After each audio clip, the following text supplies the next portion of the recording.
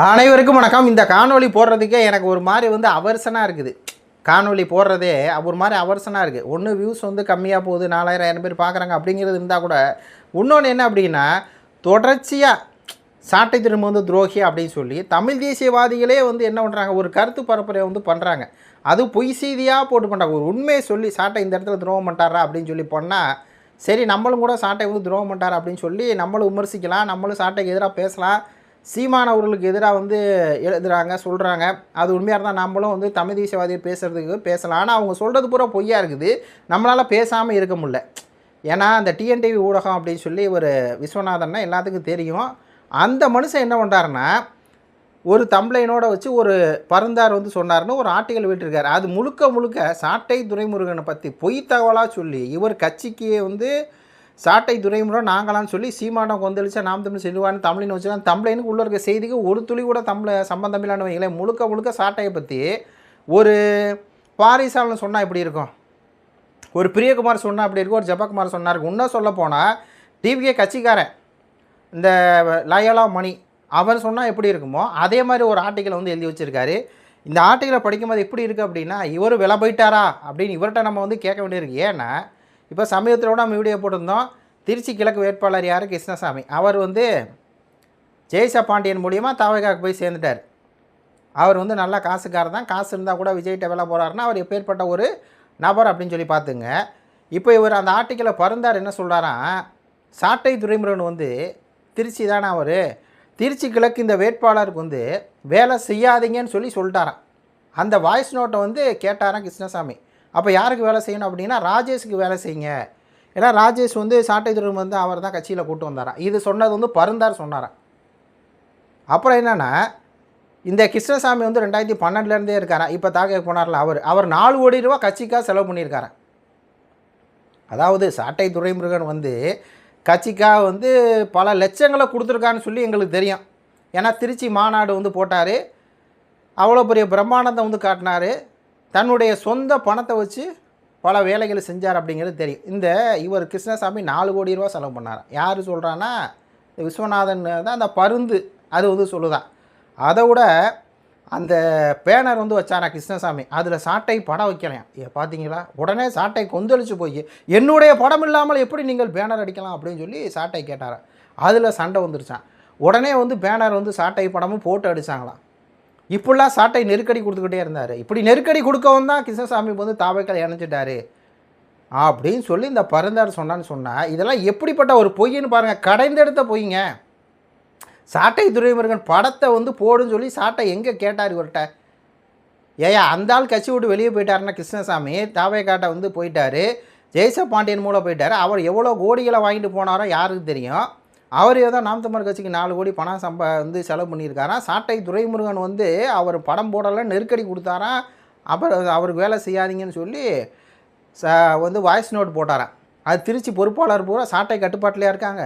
யாரையா இந்த பருந்தார் அப்படிங்கிறதுல ஒரு போலியாக செய்தியை போட்டு இதில் வச்சுருக்கார். குறிப்பாக என்னென்னா, அந்த தேர்தல் சமயங்களில் திமுக எதிர்க்காமல் தாவேக்காவை ஏற்றுக்கிட்டு இருந்தார் அப்படின்னு சொல்லி இவர் எழுதியிருக்காரு.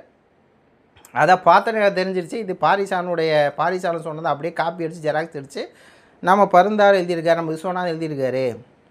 இப்போ இவர் பாரிசாலன் மாதிரி மாறிட்டார். ஏன்னா தமிழ் தேசியம் பேசிக்கிட்டே இருப்பாங்க, சீமானை ஆதரிச்சிட்டே இருப்பாங்க. ஒரு கட்டத்துக்கு மேலே சீமானை ஆதரித்தா போனி ஆகாது.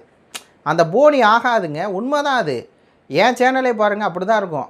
உடனே என்ன பண்ணுறது, விஜய்க்கு தாவிடுறது. விஜய் என்ன பண்ணுறாரு, கூப்பிட்றாரு, வாங்க வாங்க நான் அமௌண்ட் தர்றேன். இவர் யார்கிட்ட அமௌண்ட் வாங்கினார்னு யாருக்கு தெரியும். நான் அப்படி வெளிப்படையாக சொல்ல இருக்கலாம். சீமானனுக்கு பற்றியே விமர்சனம் வைக்கிறார். சரி, சாட்டையை விமர்சனம் வைக்கிறாங்க, வச்சுட்டு போகிறாங்க. ஏன்னா சாட்டை மேலே பாரிசாலன் வைக்காத குற்றச்சாட்டா, பாரிசாலன் கள்ளக்காதலி இருக்குது அப்படின்ட்டாப்புல. அதுக்கு மேலே ஏதாவது குற்றச்சாட்டு வைக்க முடியுமா? கள்ளக்காதலியோட படம் பார்க்க போனார் அப்படின்ட்டாப்புல. அது எவ்வளோ பெரிய பொய் ஹம்பக்கு பாருங்கள். ஏன்னா சாட்டை விஜயோட போலி முகத்திரை கிழிக்கனால இவங்களுக்கு இப்படி கதறாங்க. ரெண்டாவது, சீமான் எப்படி ஸ்டாலினை சந்திக்கலாம், சந்திக்கிற வரையும் விட்டுட்டு, எனக்கு தெரிஞ்சு இதே இவர் என்ன பண்ணியிருக்காருன்னா, சீமான் ஸ்டாலினை சந்திச்சான்னு சொல்லி விமர்சனம் வந்தப்போ இதே ஃபோட்டோவை போட்டு சீமான் ஏன் சந்திக்க என்னன்னு கேட்டவர் இன்றைக்கி என்ன எழுதியிருக்காருன்னா, அந்த ஆர்டிக்கல் முழுக்க சீமான் வந்து கருணாநிதி அவர்களை எதிர்த்து அரசியல் பண்ணார். உடனே வந்து ஸ்டாலின்லாம் எல்லாம் சேர்ந்துட்டு சீமானை அழிக்கணும் அப்படின்ட்டு விஜயலட்சுமியை கூட்டிகிட்டு வந்து பண்ணாங்க. சீமானை வந்து அழிக்கப்பட்டாங்க. சீமானுடைய வளர்ச்சியை வந்து தடுக்கிறதுக்கு அப்படின்னு சொல்லி பல கோடி ரூபா வச்சு வாடகை எல்லாம் வச்சு சீமானை அழிக்க பார்த்தாங்க. அப்போது இலங்கை தமிழருக்கு வந்து கருணாநிதி அவர்களை துரோகம் பண்ணார். பூஸ் கலர் ரத்தப்பட்டதான் வச்சார். அப்படிப்பட்டவட்ட உனக்கு என்ன இப்போ மாண்புன்னு இப்போ கேட்குறாங்க. அதெல்லாம் அந்த ஃபோட்டோ வெளிவந்த காலத்தில் ஜூன் மாதம் காலகட்டத்தில் பாரிசால்னு கேட்டதை இப்போ இன்றைக்கி உட்காந்து கேட்குறாரு. ஆனால் அப்போதைக்கு பாரிசால்னு போட்டால் விவரம் சொன்னாருன்னா அது மாண்புன்னார். அதுக்கப்புறம் சீமான் பேச்சு சரியில்லை அப்படின்ட்டாப்புல அந்த ஆர்டிக்கலில் போட்டிருக்காப்புல. என்னென்னா சீமான் வந்து எனக்கு ஓட்டு போடாட்டினா போங்கிறாரு. அப்படி எப்படி சீமான் சொல்லலாம்? என் கட்சியில் இருந்தார் இல்லாட்டினா போங்கிறார். அப்படி எப்படி சொல்லலாம்? சீமானோட பேச்சு சரியில்லை. என்னங்கண்ணா இப்படி மாறிட்டீங்களேண்ணா, எவ்வளோங்கண்ணா அப்படி வாங்கினீங்க அப்படிங்கிற மாதிரி தான் நம்ம கேட்க வேண்டியிருக்குது. ஆனால் நம்மளுக்கு அண்ணனை பார்க்கும்போது ஒரு இன்ஸ்பிரேஷனாக தான் இருக்கும். இன்ஸ்பிரேஷன் தான். ஏன்னா விஸ்வநாதன் வந்து விஸ்வநாதன் புதிய தலைமுறை மாதிரி ஒரு சேனலில் வேலை பார்த்துட்டு அதுக்கப்புறம் தமிழ் தேசியம் ஆதரிச்சுக்கிட்டு ஒரு யூடியூப் சேனலை வச்சுக்கிட்டு ஒரு எழுத்தாளராக இருந்துக்கிட்டு எல்லாம் பண்ணிக்கிட்டு ஏகலைவன் கூட எல்லாம் வந்து நெருக்கமாக இருந்துக்கிட்டு நாம் தமிழ் சார்பாக இது பண்ணிக்கிட்டு இருக்கும்போது நம்மளுக்கு ஒரு இதாக இருக்கும். ஆனால் அவரெல்லாம் வந்து பார்த்திங்கன்னா மாறிட்டார். எண்ட் ஆஃப் த டே என்ன தெரியுங்களா? பணம் தான். நாம் தமிழ் கட்சியில் இருந்தால் பணம் கிடைக்குமானா கிடைக்காது. பகட்டு கிடைக்குமானா கிடைக்காது. ஒரு செல்வாக்கு கிடைக்குமானா கிடைக்காது. உண்மையை நேர்மையாக தான் இருக்க முடியும். ஆனால் தாவைக்காவுக்கு போயிட்டால் எல்லாம் கிடைக்குமே. அதனால தானே வியூஸும் கிடைக்கும், எல்லாம் கிடைக்கும். தாவைக்காவுக்கு ஆதரவாக இப்போ நம்மளே ஒரு பேச்சுக்கு எடுத்துக்கோமே, விஜயை வந்து அழிக்க திட்டம் போடுற ஸ்டாலின் அப்படின்னு ஒரு பேசினோம்னு வச்சுக்கோங்களேன், வியூஸ் நல்லா தான் போகும். இப்போ திரிஷா இருக்காங்கள்ல, அதை வச்சுக்கிட்டு இன்னொரு பக்கம் வந்து சங்கீதா அவர்களை வச்சுக்கிட்டு சங்கீதா அவர்கள் தான் விஜய்க்கு துரோகம் பண்ணுறாங்க, திரிஷா தான் விஜயை காப்பாற்றுறாங்க அப்படின்னு போட்டால் வியூஸ் போகுங்க. சத்தியமாக போகும். நம்ம வந்து உண்மையை பேசுகிறோம். கரூர் சம்பவத்தில் வந்து விஜய் அவர்கள் வந்து செந்தில் பாலாஜி தான் இது பண்ணிட்டார். விஜய் மேலே எந்த தப்பு இல்லை. செந்தில் பாலாஜி தான் அமைதியாகவே இருந்துட்டு செந்தில் பாலாஜி வேலை பார்ப்பார். இப்போ எப்படி ஒரு 35 கோடி ஒரு ஆளை வச்சு ஒரு வேலை பார்க்குறாரோ ஆட்சியை கலைக்க, அதே மாதிரி செந்தில் பாலாஜி தான் பண்ணார்னு சொல்லுவாங்க. அப்படி சொன்னோம்னா நல்லா வீஸ் போவோம். அதான் ஃபேக்ட்டு, வேறு ஒன்றும் இல்லை. இதில் ஒன்றும் மறைக்க கொள்ளலாம் ஒன்றும் இல்லை. ஏன்னா இங்கே அப்படி தான் இருக்குது. யூடியூப்பை பார்க்குறவங்க பூரா பாதி பேர் இல்லை, முக்கால்வாசி பேர் இல்லை, உண்மையை வந்து அவங்க ஏற்றுக்க மாட்டுறாங்க. எல்லாம் பொய் தான் நம்புகிறாங்க. அப்போ அந்த பொய்யை போட்டு நம்மளும் சம்பாதிக்கலாம்.